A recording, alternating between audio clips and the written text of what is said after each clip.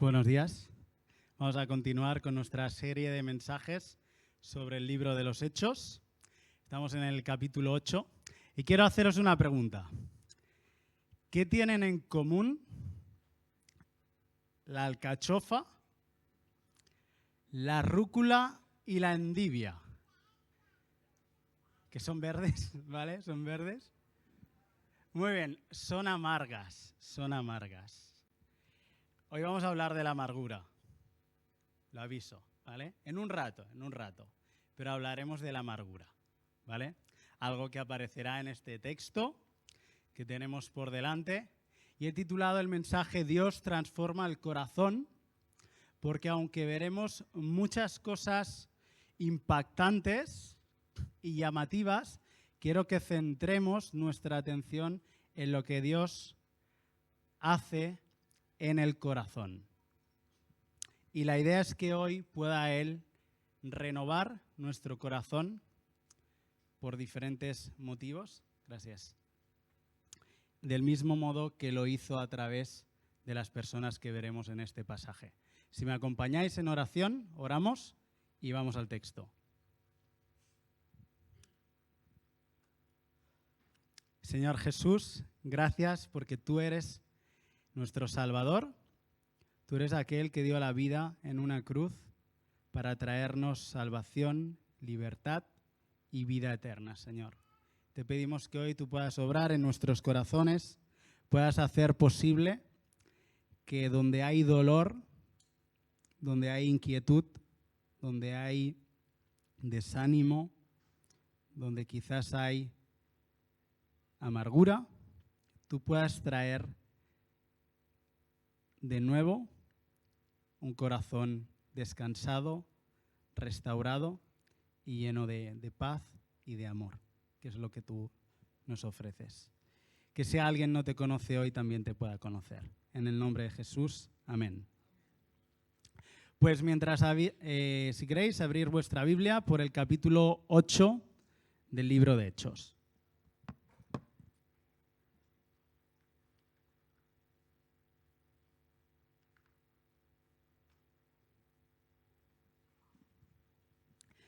Leemos así, dice, y Saulo consentía en su muerte. En aquel día, la muerte de Esteban. Nos quedamos en el capítulo 7, que lo hizo Gerard, estuvo hablando de Esteban, acaba con su muerte y continúa así el capítulo 8. Y Saulo consentía en su muerte. Y en aquel día hubo una gran persecución contra la iglesia que estaba en Jerusalén. Y todos fueron esparcidos por las tierras de Judea y de Samaria, salvo los apóstoles. Y hombres piadosos llevaron a enterrar a Esteban e hicieron gran llanto sobre él, y Saulo asolaba la iglesia, y entrando casa por casa arrastraba a hombres y a mujeres y los entregaba en la cárcel. Vamos a parar aquí y luego continuaremos.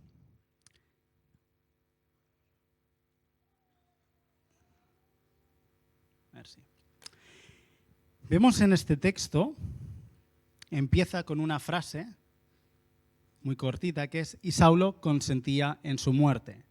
Los que conocemos el libro de los Hechos y lo hemos leído todos, sabemos que ahora mismo, en este momento, esta persona de aquí, Saulo, es Pablo, pero en su antigua vida, antes de conocer a Jesús.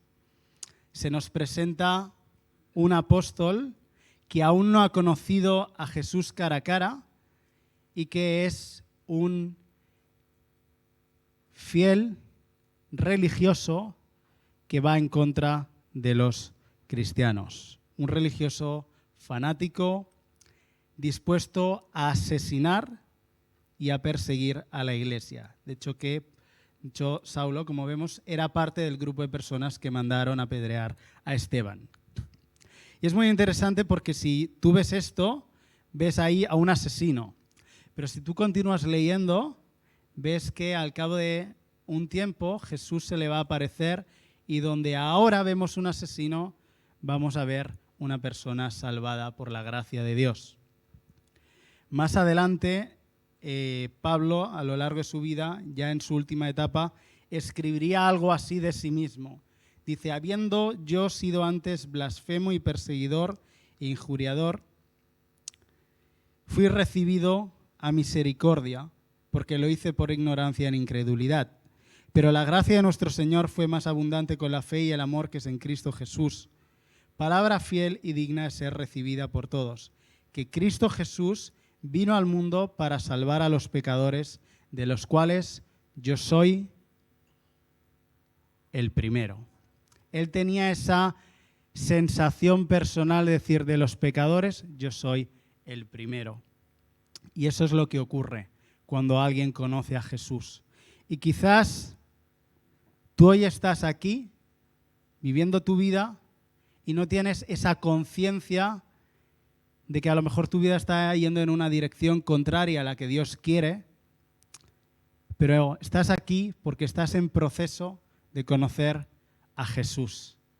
Y a lo mejor Jesús quiere hacer como hizo en Pablo, convertir tu persona, en vez de alguien que tiene rabia dentro, en alguien capaz de perdonar, en alguien que recibe un perdón de Dios inmerecido e incalculable en cuanto a el peso de lo que nos libera, que es el pecado. Así que bueno, simplemente quería comentar este primer versículo.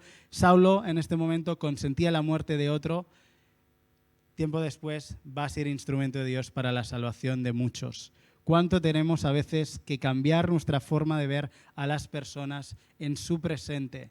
Todos estamos en proceso, Dios nos va cambiando. Y algunas personas donde puedes ver a ese vecino insoportable, quién sabe si algún día va a ser tu hermano en Cristo. Bueno, ¿por qué he puesto la soberanía de Dios en la adversidad? Quiero hacer algunos comentarios sobre este primer párrafo en el que vemos cómo esto que estaba ocurriendo ahí era una tragedia. Había habido una muerte y la iglesia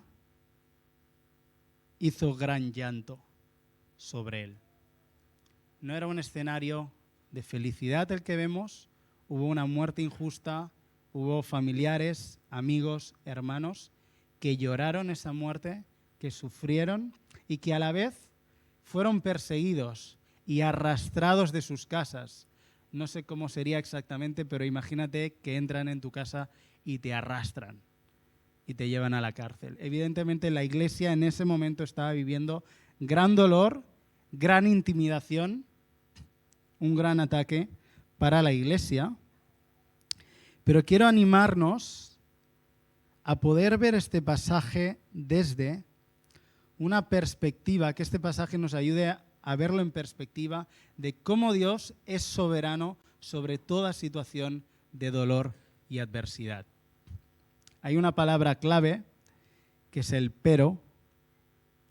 Dice en el versículo 4, pero, que no lo he leído, pero los que fueron esparcidos iban por todas partes anunciando el Evangelio. Y es que lo que para ellos fue una situación de persecución, de sacarlos de las casas, de ver cómo Esteban es lapidado, esa situación adversa, Dios la permitió y Dios la utilizó para llevar a cabo su plan a través de la iglesia y en la vida de otros. Como sabemos, Hechos 1:8 tiene el versículo que da forma a todo el libro y a la gran comisión, que ¿cuál es? Y recibiréis poder cuando venga sobre vosotros el Espíritu Santo y me seréis testigos en Jerusalén, en toda Judea, en Samaria y hasta lo último la tierra. Y lo que vamos a ver es cómo esta situación, que para esa iglesia era adversidad, los empuja hacia avanzar en el plan de Dios. Dios tenía un plan para alcanzar a los samaritanos y envía a los creyentes de Jerusalén hacia Samaria gracias a esa situación. Y yo quiero que por un momento puedas pensar en tu vida y pensar en si ha habido situaciones en las que las circunstancias te han pillado desprevenido y además no ha sido agradable. Muchas veces sabemos que en la vida hay cambios y algunos nos preparamos, los deseamos y otros llegan de repente y llegan sin que nos guste. Quiero que pienses en si Dios a lo mejor, por circunstancias, te ha hecho salir de tu país de forma apremiante, te ha llevado hasta aquí. Quizás Dios estaba usando eso para cumplir el plan de Dios en tu vida. Quizás te han echado de un trabajo injustamente y Dios está usando esa situación para bendecirte a ti y para que a lo mejor tú, en un nuevo lugar, puedas ser de testimonio a alguien al que Dios quiere salvar. Debemos siempre recordar cuando estamos en medio de confusión, de cosas que nos sacuden en la vida, que hay un Dios soberano que gobierna sobre toda circunstancia y que va a usar eso para llevarnos a nuevas bendiciones, a experimentarle más, a conocerle más y sobre todo a cumplir su obra a través tuyo y en la vida de otros. Así que si estás pasando algo de adversidad o pruebas, quiero que retengas este pasaje. Dios está moviéndose en tu vida, aunque a lo mejor ahora no lo puedes ver. Y otro aspecto interesante es que dice que los que fueron esparcidos iban por todas partes anunciando el Evangelio. Todo el mundo iba en todas partes anunciando el Evangelio. La obra de Dios sucede a través de todos los creyentes. Tú eres importante para Dios. Dios te ha puesto en un lugar, te ha puesto en un trabajo, te ha puesto en un vecindario, te ha puesto en un gimnasio, te ha puesto donde sea para cumplir su propósito a través tuyo. Luego la cámara irá directamente a Felipe por algunos motivos, pero en realidad, ¿cuántas otras cosas pasaron que no están ahí registradas? Anónimas, que solo Dios vio, pero si iban predicando el Evangelio, seguramente había muchas otras conversiones, que no está todo escrito, era imposible, pero seguro que hubo ese trabajo de compartir el Evangelio. Así que quiero que pienses también en ti, tu día a día. Un día a día, quizás que pasa inadvertido, pasa rápido, pero ¿cuántas oportunidades Dios trae a tu vida para compartir el Evangelio allí donde estás? ¿Cuál es tu lugar de misión? ¿Con quién estás en el día a día? Ahí Dios quiere usarte. Así que te animo también a recordar este pasaje y a que, aunque quizás, como estos creyentes, oye, no era el mejor momento, que tenemos que salir huyendo con lo que podamos, pero predicaron. Quizás estarás en situaciones donde hay estrés, hay dificultades, pero aún así, si estamos dispuestos, Dios puede poner esa oportunidad para compartir del Evangelio como lo hicieron ellos. La soberanía de Dios en la adversidad. Avancemos en el texto. Dice, pero los que fueron esparcidos iban por todas partes anunciando el Evangelio. Entonces Felipe, descendiendo a la ciudad de Samaria, les predicaba a Cristo y la gente unánime escuchaba atentamente las cosas que decía, oyendo y viendo las señales que hacía. Porque muchos que tenían espíritus inmundos salían estos dando grandes voces y muchos paralíticos y cojos eran sanados. Así que había gran gozo en aquella ciudad. Pero había un hombre llamado Simón que antes ejercía la magia en aquella ciudad y había engañado a la gente de Samaria haciéndose pasar por algún grande. A estos oían atentamente todos, desde el más pequeño hasta el más grande, diciendo, este es el gran poder de Dios. Y le estaban atentos porque con sus artes mágicas les había engañado mucho tiempo. Pero cuando creyeron a Felipe, que anunciaba el evangelio del reino de Dios y el nombre de Jesucristo, se bautizaban hombres y mujeres. También creyó Simón mismo y habiéndose bautizado, estaba siempre con Felipe. Y viendo las señales y grandes milagros que se hacían, estaba atónito. Paramos aquí. Vamos a ver, como hemos dicho, ahora el relato se va a centrar en una persona, que es Felipe, y en una población en concreto, que es Samaria.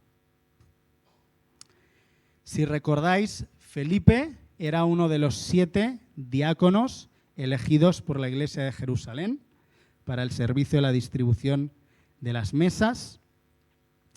Y sabemos por la descripción que hace el capítulo 6 que era un creyente de buen testimonio, que era un creyente lleno de fe, que era un creyente lleno del Espíritu Santo.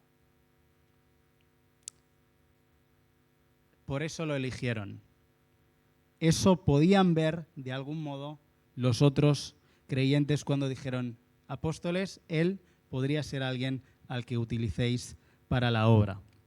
Y sabemos también de Felipe que se le llama el evangelista. Más adelante, en Hechos capítulo 19, recibe ese título, Felipe el evangelista, quizás para diferenciarle también con Felipe el apóstol. Era Felipe el evangelista, porque como veremos, predica el evangelio en Samaria y luego continúa el resto del capítulo con la predicación del eunuco, etc. Fue conocido quizás por ese don que tenía. Y sabemos también de él que estuvo viviendo en Cesarea y que se casó y tuvo 4 hijas, las cuales profetizaban. Y es un poco más o menos la información bíblica que tenemos de Felipe. Y quería mencionar esto porque me hacía pensar, ¿no? ¡Wow! Aquí tengo a un creyente que me reta. Felipe, de buen testimonio, lleno de fe, del Espíritu Santo. ¿Qué ejemplo, no? Y es el reto a imitar. Decir, oye, ¿por qué no? Señor, yo también quiero ser como Felipe. También quiero tener estas cualidades que me capacitan para el servicio a Dios, que me hacen vivir una vida que te agrada. Y para todos aquellos que servimos en algún ministerio, tenemos el ejemplo de Esteban, tenemos el ejemplo de Felipe como diáconos. Sabéis que diáconos es sirvientes como sirvientes. Ejemplos de personas que fueron íntegras en su fe y que vivieron de algún modo, de una forma radical y comprometida con Jesús en aquel tiempo y nos dejan un ejemplo para nosotros. Vemos a los samaritanos. Este es el que va a ser el mensajero, Felipe. Pero vemos a los samaritanos. Sabemos muchas cosas ya, ¿no? De Samaria y de los samaritanos. Repasar algunas por encima. Sabemos, si hemos leído el Evangelio de Juan, sabemos que Jesús en su momento habló con una mujer de Samaria y que el mismo Jesús fue a Samaria, estuvo ahí varios días, él mismo dando testimonio. O sea que de alguna manera el Evangelio en una primera fase ya había llegado a los samaritanos porque Jesús mismo había estado allí, al menos con algunos.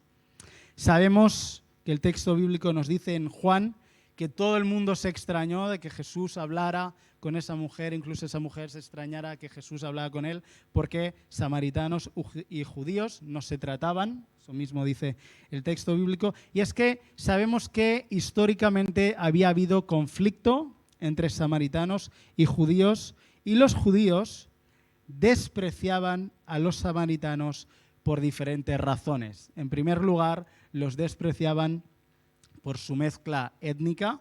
Los samaritanos venían de antiguos judíos del reino del norte que se habían mezclado, habían hecho alianzas con personas de otros lugares, específicamente de Asiria, cuando Asiria invadió el reino del norte. En el año invadió Israel en el 732. ¿Vale? Como sabéis, se parten los reinos y luego hay las invasiones y las deportaciones y tal. Entonces, aquellos judíos que habían quedado en el reino del norte, a lo largo de los años se mezclaron en alianzas matrimoniales con los invasores y entonces de ahí habían derivado los samaritanos. Y por eso los judíos tenían cierto desprecio hacia los samaritanos, además de que a nivel de cuestiones de doctrina y teológicas, pues también se habían desviado bastante. Habían, puesto otro lugar de adoración en el monte Gerizim en vez de ir a adorar al templo Jerusalén, etc. Y con el tiempo, pues la brecha se había hecho muy grande y realmente pues ya eran 2 pueblos separados y con cierto desprecio los unos a los otros. Pues a estos es a los que Dios les envía a Felipe para anunciarles la salvación. Y como hemos leído, vemos diferentes sucesos. Vemos que hay proclamación del Evangelio. Felipe anuncia el reino de Dios y la salvación en Jesucristo. Vemos como también hay conversiones, porque hay una buena respuesta, no solo que va y se predica, sino que hay respuesta. Las personas reciben ese mensaje, lo abrazan, lo creen y ponen su fe en Jesús. Vemos cómo hay milagros, sanidades, señales en Samaria, cómo hay liberación de endemoniados y cómo hay bautismos. Vemos todas esas cosas sucediendo ahí. Entendemos pues que sucedió en varios días y que todo eso iba sucediendo. La gente iba escuchando el mensaje, se iban convirtiendo, había sanidades, había liberación, habían bautismos y todo eso generó pues todo ese despertar de conversiones en Samaria. Pero a la vez vemos, en concreto se nos detalla que hubo alguien que se convirtió, que tenía un peso muy específico en aquella zona, y es Simón el Mago. El texto también nos dice que los samaritanos durante un tiempo habían vivido en el engaño. Habían visto a este mago hacer pues brujería y habían creído que eso era el poder de Dios. Y durante un tiempo habían vivido de alguna manera poniendo su confianza en esa magia, en esa persona, probablemente, si le seguían a lo mejor también su dinero, lo que fuera, pero tenían esas falsas esperanzas y cuando llega Felipe anunciando el reino de Dios, sanando a los enfermos, proclamando a Jesús y echa fuera a los demonios, estos samaritanos se les abren los ojos y se dan cuenta de su engaño.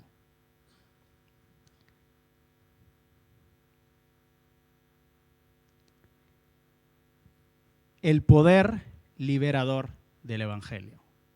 Antes hablábamos de la soberanía de Dios, ahora quiero que fijes esta idea. El poder liberador del Evangelio. Donde hay oscuridad, Jesús trae luz. Donde hay engaño, Dios trae la verdad. ¿Cuántas veces, cuando las personas conocen a Jesús, se dan cuenta de la vida vana que habían llevado antes? ¿Cuántas veces se abren los ojos a lo que había sido algo que les estaba esclavizando? En este caso es brujería.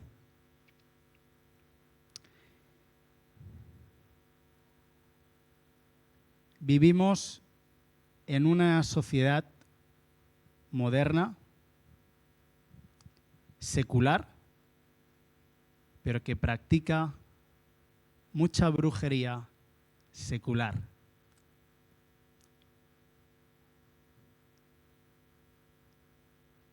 Con energías, con chakras, etcétera, y con cosas. Y no se dan cuenta que en vez de darles paz, hay fuerzas espirituales que están dominando sus vidas. Cuando el Evangelio llega a las personas, rompe las cadenas espirituales.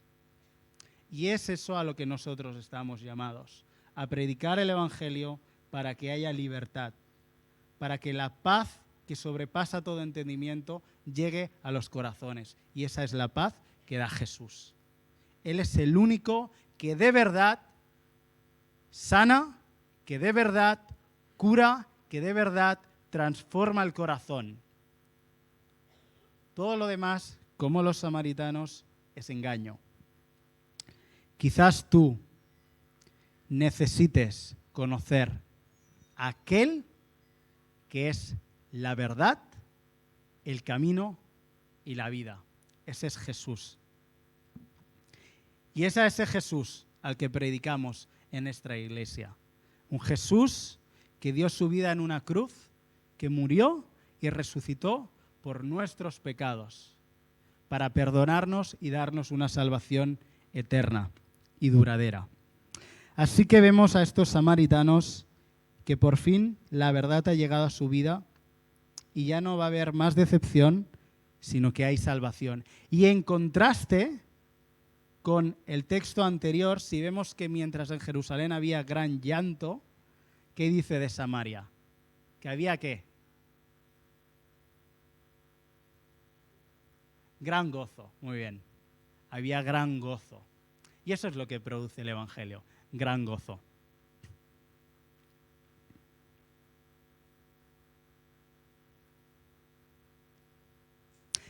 ¿Has perdido la pasión por el Evangelio? ¿No piensas que esto puede pasar?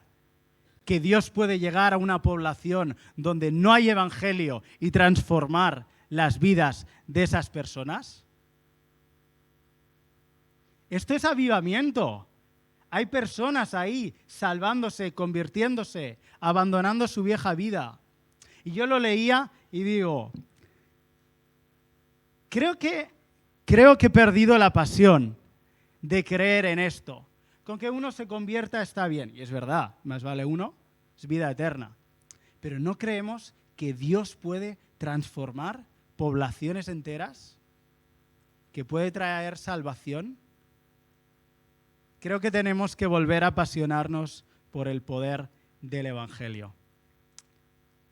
Vamos, peor que estaban los samaritanos, pasión por la proclamación del Evangelio. Y vamos a ver cómo ocurre algo. Bueno, ahí había puesto un mapa para que pudiéramos ver un poco dónde estaba Judea, Jerusalén y dónde está Samaria. Pero bueno, avanzamos. Vemos algo muy curioso en este pasaje. Hay algo muy curioso, muy curioso. Y es que dice, seguimos leyendo en el versículo 14, cuando los apóstoles que estaban en Jerusalén oyeron que Samaria había recibido la palabra de Dios, enviaron allá a Pedro y a Juan, los cuales, habiendo venido, oraron por ellos para que recibiesen el Espíritu Santo, porque aún no había descendido sobre ninguno de ellos, sino que solamente habían sido bautizados en el nombre de Jesús. Entonces les imponían las manos y recibían el Espíritu Santo. Vemos cómo Jerusalén oye, ¡hey! Algo está pasando en Samaria. Sabemos por el contexto, las noticias tardaban un tiempo en llegar, ¿no? En aquella época, pero les llega. Oye, algo está pasando allí. Y envían a dos, deciden enviar a dos de los apóstoles, que se habían quedado todos, y en Jerusalén. Y es muy gracioso a los dos que envían. Vamos, el dúo dinámico. A Pedro y a Juan. No sé cuál de los dos más racista. Más judío ahí, fiel. Sabemos de Pedro, ¿no?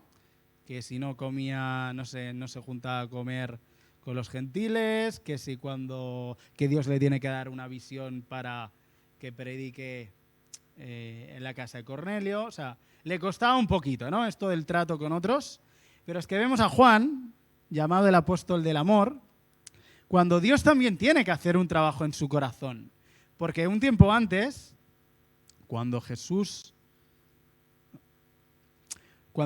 está yendo de camino a Jerusalén en sus últimos momentos, va a entrar en una población, tenía que pasar por Samaria, va a pasar por un pueblo de Samaria y no le reciben y lo rechazan.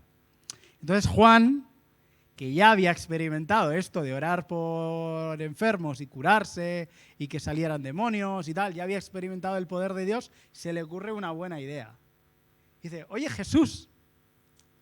Al ver esto, sus discípulos, Jacobo y Juan, dijeron, Señor, ¿quieres que mandemos que caiga fuego del cielo como hizo Elías para que los destruya?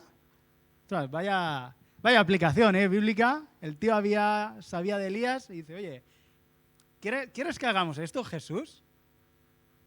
Pero Jesús se volvió y los reprendió.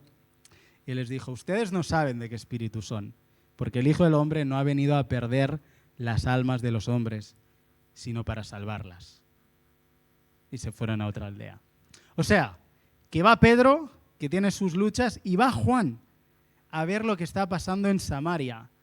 El que en otro momento, vamos, si Jesús le deja ver, que caiga fuego del cielo sobre ellos. Y van ahí a verlo.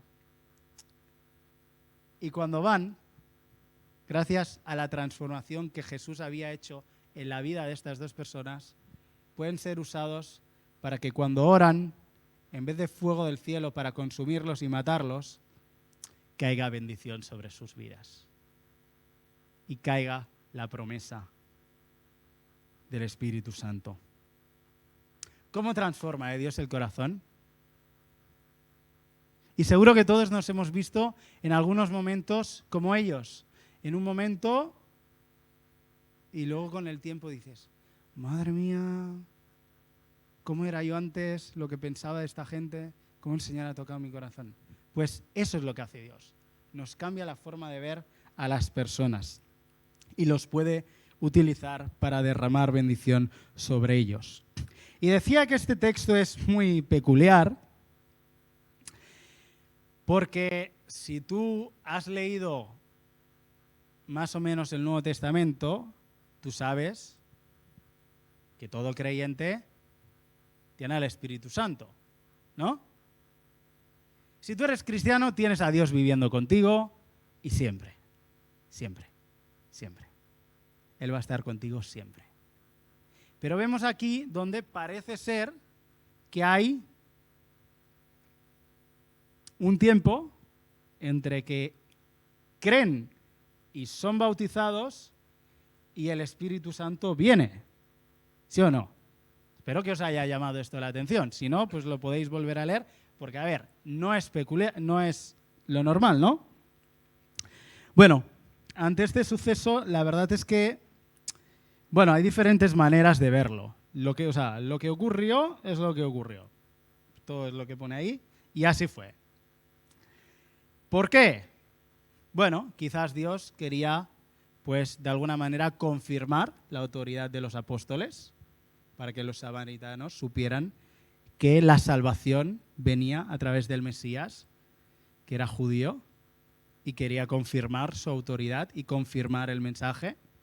Quizás el Señor quería confirmarles a los apóstoles que los samaritanos estaban creyendo de verdad el mensaje. Quizás son las dos. ¿Quién sabe? Dios lo hizo así para su gloria. ¿Vale? Lo que sí creo que es más importante de la manera de verlo es que a lo largo de todo el libro de los Hechos hay un énfasis en la persona del Espíritu Santo. Y eso es lo verdaderamente importante, la necesidad del Espíritu Santo en el creyente. No podemos vivir la vida de Cristo sin Cristo. Y el Espíritu de Cristo reposa en el creyente, que es el Espíritu Santo. Necesitamos vivir vidas guiadas por el Espíritu Santo. Necesitamos esa dependencia con Dios. Muchas veces, a través de una vida de oración, vemos si estamos dependiendo o no de Dios. Pero necesitamos la guía del Espíritu, el poder del Espíritu, para vivir la vida de Jesús. Y el Nuevo Testamento nos habla, no apaguéis al Espíritu. Nos advierte, no apaguéis al Espíritu. No le entristezcáis.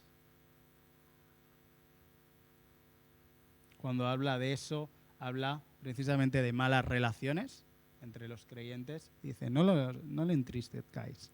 Todo lo contrario, el mandamiento es, sed llenos del Espíritu. que encontramos en Efesios. Y es algo que vemos a lo largo del texto del libro de los Hechos. Hay una clara evidencia de que Lucas está queriendo destacar la persona del Espíritu Santo a lo largo de todo el libro. Y aquí en este pasaje en concreto vemos de nuevo esa presencia del Espíritu Santo en medio de los creyentes. Así que nos animo como creyentes, como comunidad. Vivamos vidas llenas del Espíritu Santo. Lo fue Felipe, lo fue Esteban, seámoslo nosotros también. Vidas que viven en el poder del Espíritu.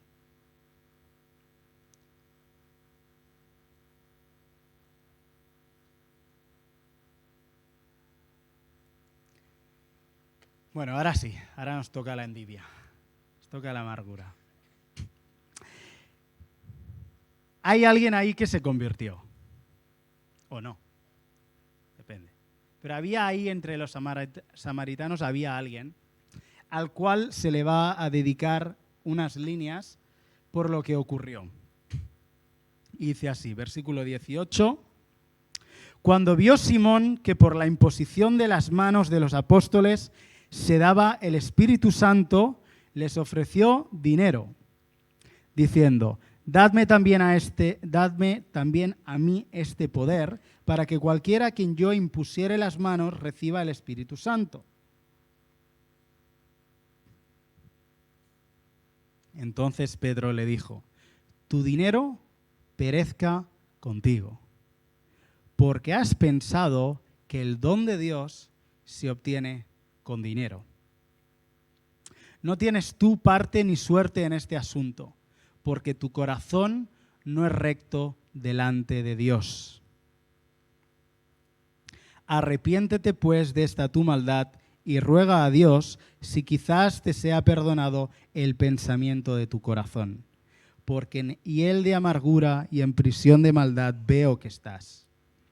Respondiendo entonces Simón dijo: rogad vosotros por mí al Señor, para que nada de esto que habéis dicho venga sobre mí. Y ellos, habiendo testificado y hablado la palabra de Dios, se volvieron a Jerusalén, y en muchas poblaciones de los samaritanos anunciaron el Evangelio.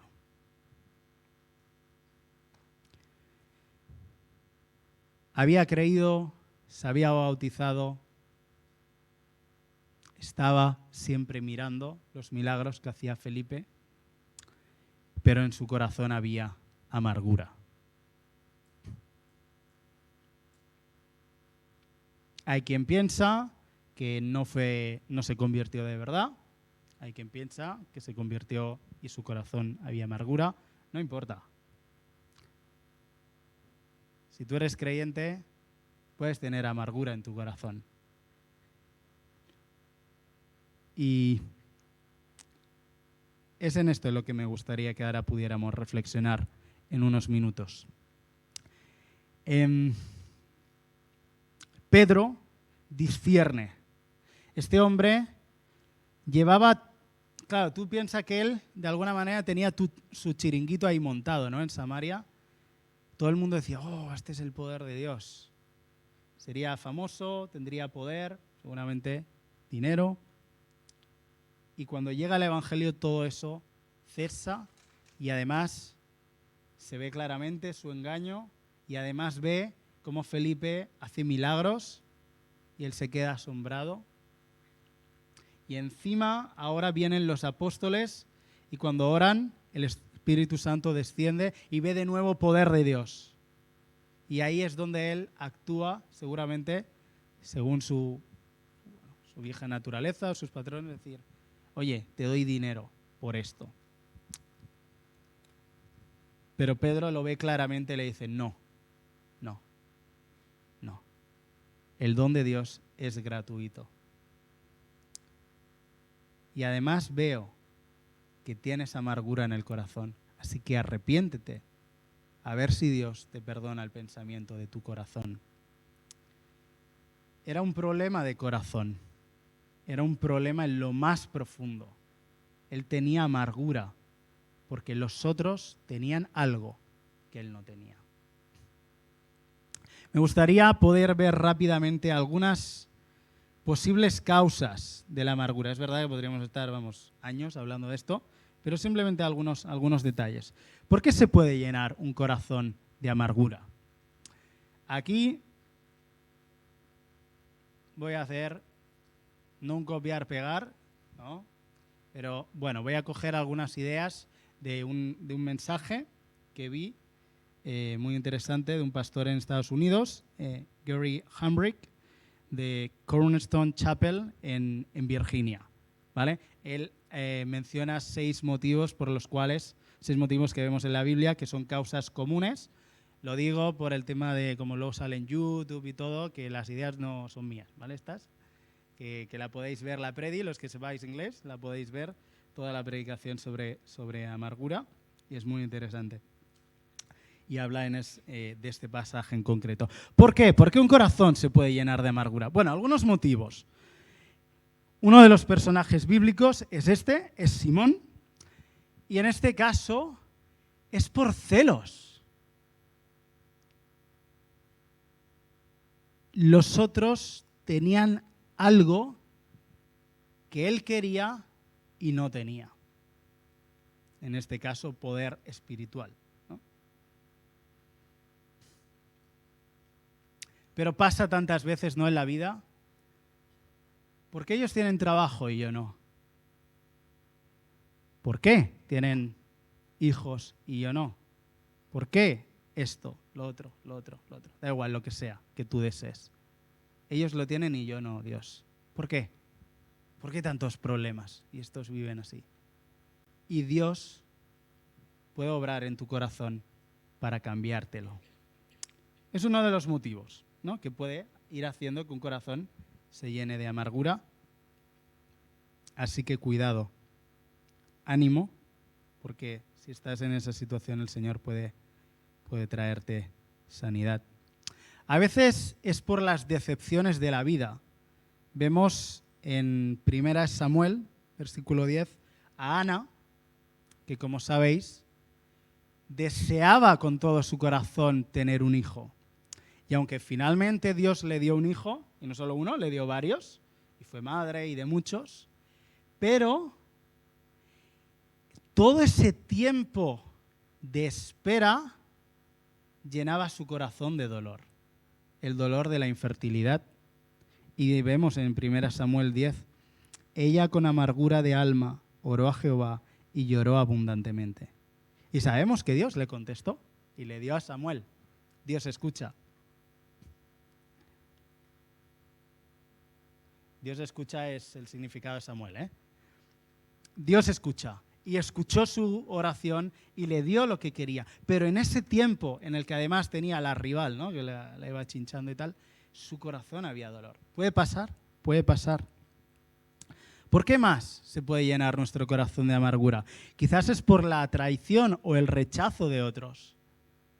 Cuando tú has querido formar parte de un grupo, de unas relaciones, y otros te han rechazado y además han hecho cosas a tus espaldas. Vemos el caso de Esaú, cuando descubrió que su querido hermano, llamado el mentiroso, el engañador, le había engañado, robándole la primogenitura. Gracias. Cuando Esaú oyó las palabras de su padre, clamó con una muy grande y muy amarga expresión y le dijo: bendíceme también a mí, Padre mío. Pero no había eso. ¿Qué decir de Job cuando la adversidad, no, las dificultades y la miseria de la vida te sacuden? Job perdió su familia, sus propiedades, sus bienes, su propia salud. Y aunque en su momento no, adoró a Dios, luego en el transcurso del tiempo, y además gracias a sus amigos. Dice Job 7, por tanto no refrenaré mi boca, hablaré en la angustia de mi espíritu y me quejaré con la amargura de mi alma.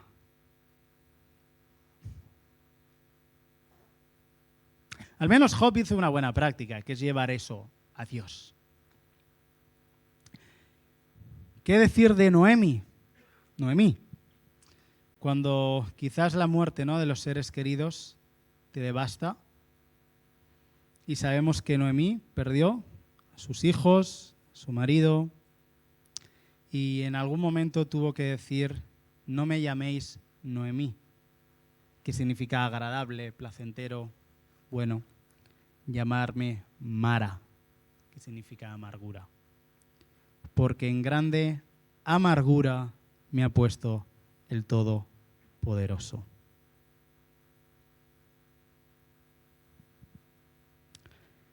Esos eran sus sentimientos. O Pedro, el apóstol Pedro, ¿no? Después de traicionar a Jesús, quizás el fracaso personal te lleve a la amargura. Cuando tú en tus mejores esfuerzos fracasas y ves luego las malas decisiones que has tomado, ¿no? Y Pedro saliendo fuera lloró amargamente. Bueno, todas estas razones, y podrían ser, ¿no?, otras, pero todas estas cosas pueden llevar a nuestro corazón caer en amargura. Y sabemos, ¿no?, cómo deteriora nuestra vida la amargura, cómo nos impide disfrutar de la vida que Dios nos da. Y además sabemos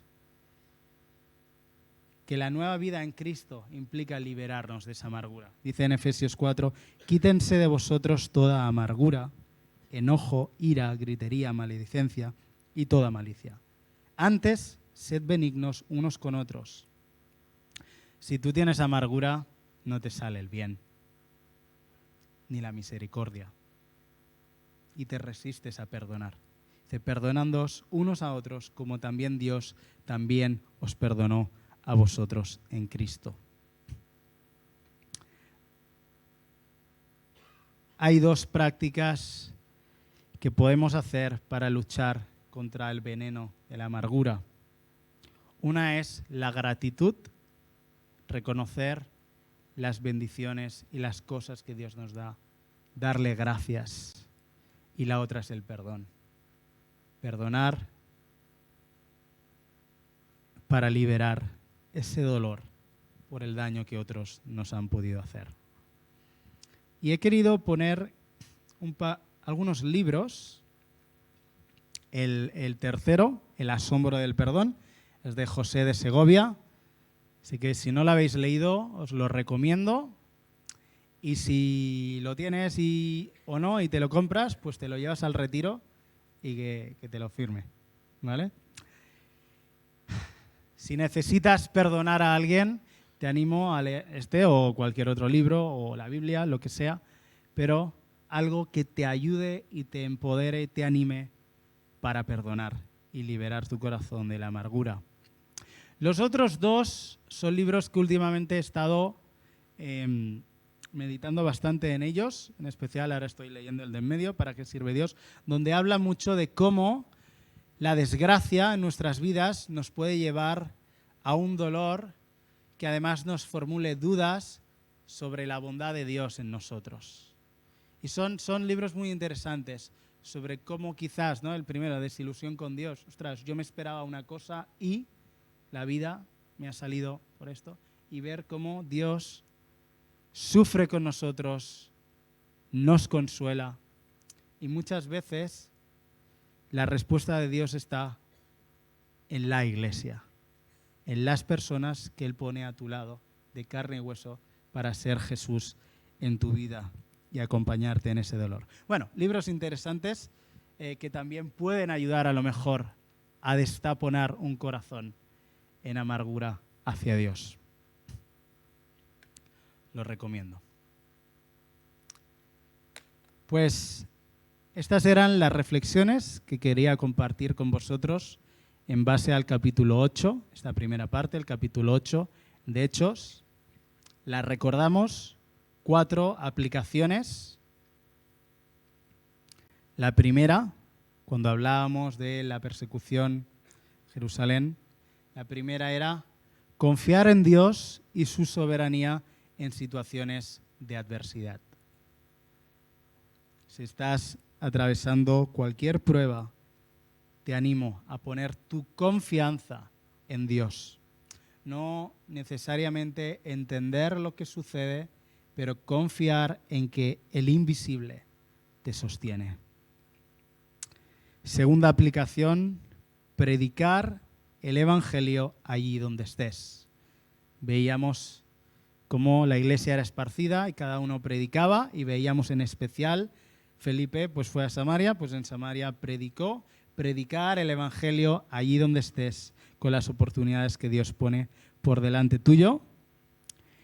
3, buscar el poder del Espíritu Santo en tu vida. Y 4, quitar toda amargura de tu corazón. Vamos a tener un minuto de silencio en el que me gustaría que pudieras meditar en esto, atesorar estas verdades en tu corazón y quizás tener en tu intimidad algunos comentarios, sensaciones o pensamientos hacia Jesús.